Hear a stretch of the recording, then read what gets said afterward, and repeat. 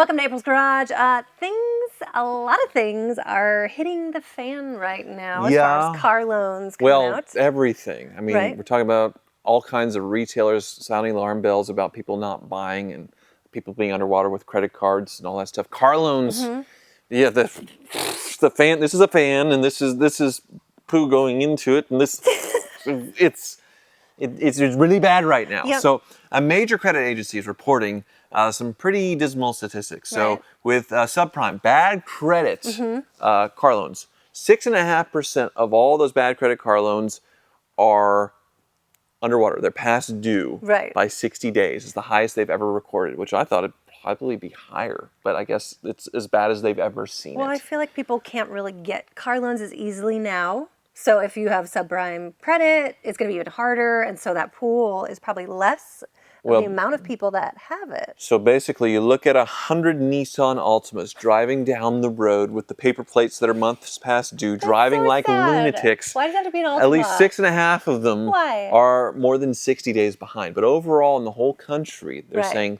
3% are more than 90 days past due. So of all the cars on the road, so everyone with a car loan, you're looking at all those newer cars, 3 out of 100 on the road are about to get repossessed, which is crazy. Have you ever gotten a car repossessed? No, I've never. No, of course not. No, I've always made my car payments. No, that is something that I guess when you put it in that kind of context is pretty nuts.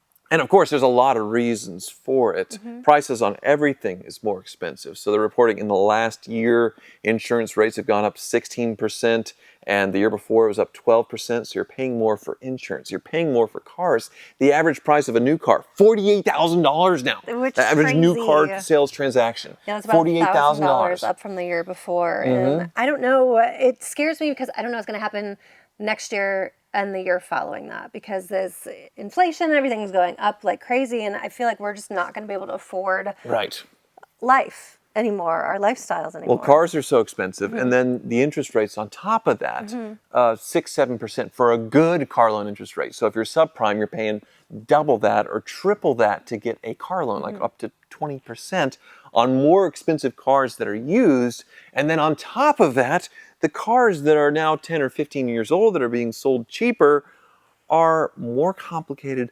impossible to fix, and labor rates at car dealerships and car repair shops are at an all-time high. Parts, hard to get. Tariffs, we'll see how that affects it, at an all-time high for parts as well. So there's really no winning. I mean, it is a total firestorm of, like I said, where it is the worst environment for car ownership ever. To where if you're not a car person like you or me, and you live in a city, I mean, why even bother having a car? Right.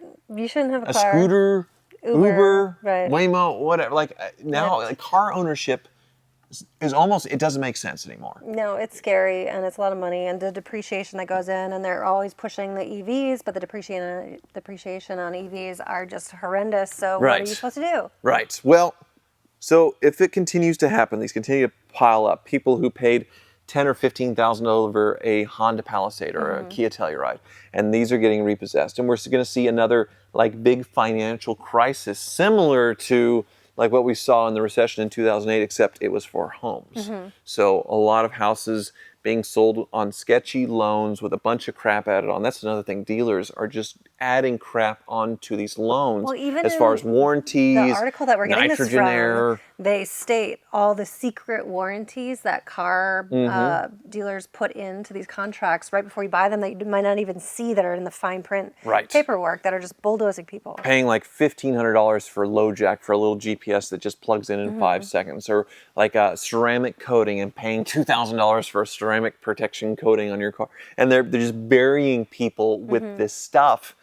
And the question is, once all this hits the fan and the defaults are already happening and it continues to get crazier, and we have a few big auto lenders sort of collapse, maybe similar to what happened with the mortgages back in the day, will there be these big sweeping changes in regulations to where now buying a home's a little more difficult, but there's guardrails in place so that lenders don't do all these stupid things and crash the economy again. So you're suggesting maybe have regulations for cars? No, because people need cars to get around. And I feel like lenders just need to be more responsible to the car dealerships, because the car dealerships, they'll sell everything. They'll sell a 95 Toyota Camry for $1 million if they could, if they could sell the loan. Right. It's the banks that are okaying these loans that are really need to wise up and look at the prices and really be on top of like, hey, maybe we shouldn't loan this much on these cars. Maybe we shouldn't be rolling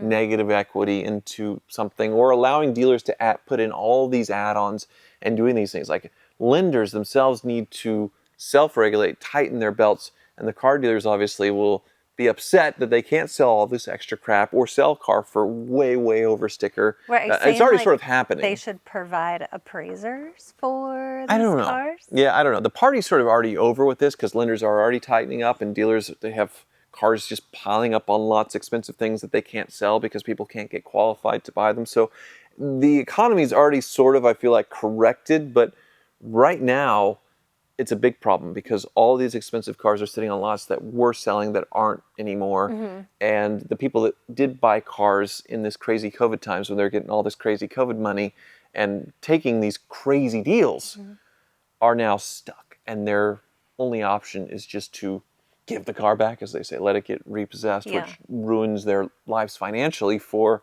a very, very long time. Yeah, that's terrible. So I'm not sure about regulations, and the current administration obviously wants to deregulate. They're just announced that they're deregulating a lot of things, rolling back on carbon emissions, they're rolling back on tailpipe emissions, they're rolling back on everything for businesses and cars. Yes. They're not going to make all cars by 2032. It was they wanted to make them all electric or hybrids by then, but now they're saying not anymore. Well, which is your dream, because we can all have internal here's the thing. combustions Like, forever. Maybe. I'm not like super, drill baby drill and all that. Like, from a political aspect, I really don't care about any of that crap. I mean, obviously you want to breathe clean air and all that, but what I feel like that people don't talk about with all these mandates, as far as it being electric, as far as it being hybrid, as far as the stricter emissions and all this stuff, is what it is. It's a tax on the consumer buying these cars, because it is more expensive to build a car like that. More expensive to make hybrid cars and all these things. It's more expensive to buy. It's more expensive to own long term, as far as it being a used car that lasts. And so basically, yes, we're getting cleaner air, but the American people are paying more for it. They're paying basically a tax in more expensive cars that depreciate quicker and are harder to keep running long term, to have this clean air. Sure. So what? But I feel like we didn't know about that when all this kind of started. Like, we didn't know these, EV cars and batteries were going to be as bad as they were, and they're going to depreciate as much as they were. So there's a learning curve, and I feel like maybe this is correcting that learning curve, giving us more time to figure out EVs. They certainly did it. It was in the 80s when they were trying to figure out smog and tailpipe emissions with the first round of that, and these big dinosaur land yachts having to figure out how to make them smaller, like Lee Iacocca doing the K-car and all that stuff, and the weird turbo things they were playing with, and the weird emission stuff and digital fuel injection, all this, the terrible things that were, obviously they got better, they got over the hump, and we had sort of the glory days of modern car reliability again. So maybe if these mandates stayed in place, we would have had that again, where they figure out, okay, here's a hybrid system that works, here's a battery system that lasts, since the government was sort of pressing on them and sort of forcing them to innovate. But in the meantime, Americans struggling to pay bills, pay for anything, forcing them to buy these more expensive things and deal with all these problems. Was it worth it? I don't know. I don't know, but I know the depreciation on the Lyric that we have isn't worth it. That hit hard.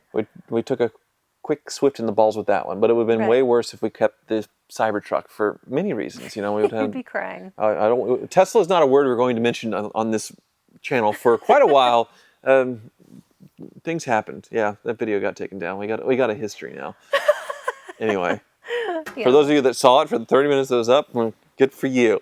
You I don't saw think I it. said anything that crazy. No. But just talking about it and having any kind of opinion or talking one way or the other fires people up so much politically now that it's just in our opinion, it's just not worth talking about anymore. Because the comment section gets bombed, our like ratio as far as our videos get bombed, and all that stuff. So, like, Tesla is, we'll just leave it alone. Just leave it. The car that name is attached to needs to kind of just. I just don't want to talk about it anymore. I don't like the. You could. I don't like the drama. When you dig up, are you digging up the BMW that's buried right in that back corner? Because you could put. I need to. The Tesla. No, because that would cause problems. But nobody needs to know. No. It could just disappear. It could disappear that way. Right. Yeah, I suppose. Yes. We'll see what happens. Thanks so much for watching.